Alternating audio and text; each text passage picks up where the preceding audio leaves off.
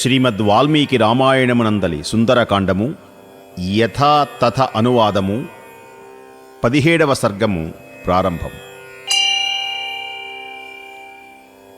ఆంజనేయ స్వామి తరుశాఖలపై నుండి సీతాదేవిని గుర్తించారు.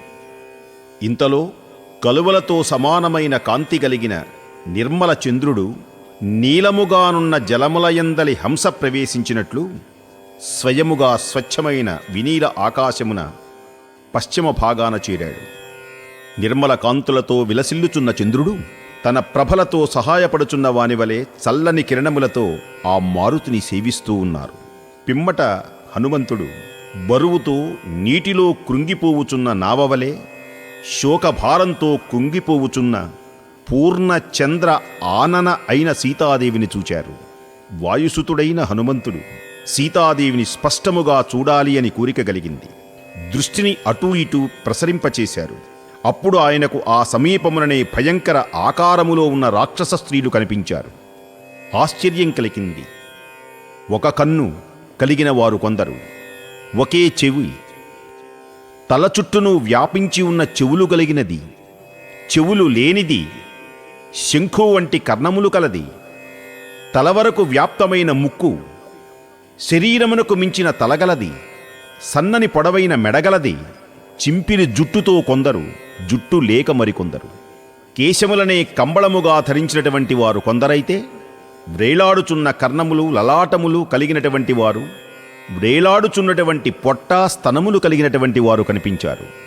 వ్రేలాడుచున్న పెదవులతో కొందరు, గడ్డము వరకు వ్యాప్తమైన పెదవులతో మరికొందరు, వ్రేలాడేటువంటి ముఖం కొందరు, వ్రేలాడుచున్న మోకాళ్ళు, మరుగుజ్జు, పొడవైనవి, గూనివి, వంకరగానున్నవి, పొట్టిది, ఇలా రకరకాలు కనిపించారు. ఎత్తైన కోరలతో కొందరు, వంకరు మూతి కలది, పచ్చని కళ్ళు గలది, వికారముగానున్న ముఖము కలది, ఇలాంటి రాక్షస స్త్రీలను మారుతిగాంచినారు. వికారముగానున్నవారు, పచ్చని శరీరము గలవారు, నల్లనివారు, కోపస్వభావులు, కలహప్రియులు, నల్ల పెద్ద ఇనుప శూలములను, కూటములను, గుదియలను ధరించిన వారు కనిపించారు. పందులు, లేళ్ళు, పెద్ద పులులు, గేదెలు, మేకలు, నక్కలు ఎలా ఉంటాయో అలాంటి ముఖములు కలిగిన వారై, ఏనుగులు, ఒంటెలు, గుర్రములు అవి ఎలాంటి పాదములు ఉంటాయో అలాంటి పాదములు కలిగిన వారై, కుదించుకుపోయిన శిరస్సు కలిగినటువంటి వారై, ఒంటి చేయి కలవారుగా, ఒంటి పాదములు వారుగా, గాడిద చెవులు కలవారు, గుర్రముల చెవులు కలవారు, ఆవు చెవులు కలవారు, ఏనుగు చెవులు కలవారు, కోతి చెవులు కలవారు, ముక్కు లేనివారు, పెద్ద ముక్కులు గలవారు, అడ్డముక్కులు గలవారు, వంకర ముక్కులు గలవారు, ఏనుగు తొండము వంటి ముక్కు కలవారు, నుదురి వరకు ముక్కు కలవారు, ఏనుగు కాళ్లవారు, పెద్ద కాళ్ళు గలవారు, ఆవు పాదాలు, పాదముల మీద కేశములు కలవారు కనిపించారు. మించిన శిరస్సు, మెడగలవారు, పెద్ద కుచములు, బాణకడుపులు, పెద్ద ముఖం, నేత్రములు కలవారు, పొడవైన నాలుక, గోళ్ళు, మేక ముఖము కలవారు, ఏనుగు ముఖము గలవారు, గోముఖము గలవారు, శూకరముఖము గలవారు, గుర్రములు, ఒంటెలు, ఏనుగులు వీళ్ల నోళ్లు ఎలా ఉంటాయో అలాంటి నోరులు కలిగినటువంటి వారు. ఈ విధముగా భయంకర రూపము కలిగిన రాక్షస స్త్రీలు ఆంజనేయ స్వామివారి దృష్టికి కనపడింది. ఆశ్చర్యచకితులైనారు. శూలములను, ఇనపగుదీయలను చేతపట్టుకున్నారు. కోపముఖము కలవారు, కలహప్రియులు, కోరలు కలవారు, పొగబారిన జుట్టు కలవారు, వికారముగానున్న ముఖము కలవారు అయిన రాక్షస స్త్రీగణములను ఆంజనేయ స్వామివారు చూశారు. ఆ స్త్రీలు నిరంతరం మద్యపానం చేస్తున్నారు. మాంసభక్షణము పైనను, సురాపానముల మీదను వారికి మక్కువ ఎక్కువ. వారు రక్త మాంస భక్షకులు. వారి శరీరములు మాంస రక్తములతో పూయబడినట్లున్నాయి. చూచేవారికి గగురుపాటు కలిగించేటువంటి భయంకర రాక్షస స్త్రీలను ఆంజనేయ స్వామివారు చూశారు. ఆ రాక్షస స్త్రీలు పెద్ద స్కంధములు గల వృక్షము చుట్టూను కూర్చున్నారు. ఆ చెట్టు కిందనే ఉన్న పూజ్యురాలు జనక మహారాజ కుమార్తె అయిన సీతాదేవిని ఆంజనేయ స్వామివారు చూశారు. రాక్షస వనితల క్రూర వలయంలో చిక్కినటువంటి తల్లిని చూశారు.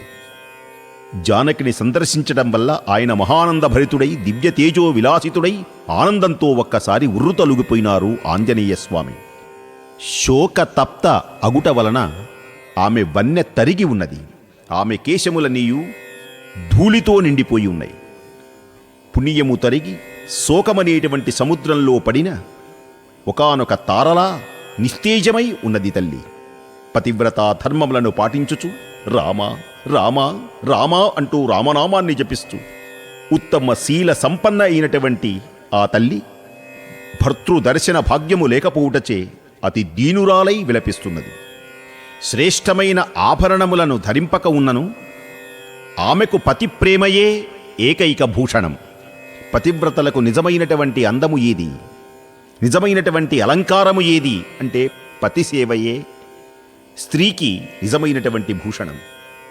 రావణునిచే అపహృతమై తన ఆత్మీయులకు దూరమై ఒంటరిగా ఉన్నది తల్లి. ఎలా ఉన్నది అంటే సింహముచే అడ్డగింపబడి ఒక ఏనుగు తోటి గజయూధములకు దూరమై ఏకాకిగా చిక్కుల పాలైన ఆడ ఏనుగు ఎలా ఉంటుందో అలా ఉన్నది తల్లి. ఆమె వర్షాకాల అనంతరం శరత్కాల మేఘములచే కప్పబడిన చంద్రరేఖ వలె ప్రకాశిస్తున్నది. సంస్కారములు లేనందున ఆమె రూపము శృతి చెయ్యనటువంటి వీణలా కనపడుతున్నది తల్లి. ఆమె రాక్షస స్త్రీల మధ్యన ఉన్నప్పటికీ ఆమె మనస్సు మొత్తము శ్రీరామచంద్రమూర్తి యందే లగ్నమై ఉండటం వలన ఆ రాక్షస స్త్రీలు మాట్లాడేటువంటి మాటలు ఆమె చెవికి ఎక్కటం లేదు. భయంకరంగా మాట్లాడుతున్నారు, వికటాట్టహాసాలు చేస్తున్నారు, గంతులు వేస్తున్నారు. ఇవి ఏమీ ఆ తల్లికి పట్టలేదు. రామ రామ రామ నన్ను కాపాడేదెప్పుడు భావిస్తున్నది తల్లి. అశోకవన మధ్యమున ఉన్నప్పటికీ ఆమె శోక సాగరంలో మునిగిపోయి ఉన్నది.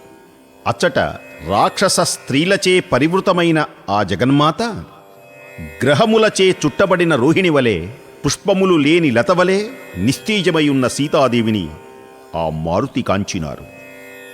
ఆమె శరీరము మలినముతో కూడి శోభావిహీనమై ఉన్నప్పటికీ సహజ లావణ్య ప్రభావమున బురదతో నిండిన తామర తూడు ఏ విధముగా తేజరిల్లుతుందో అలాంటి తేజస్సు ఆ తల్లిలో కనపడుతున్నది.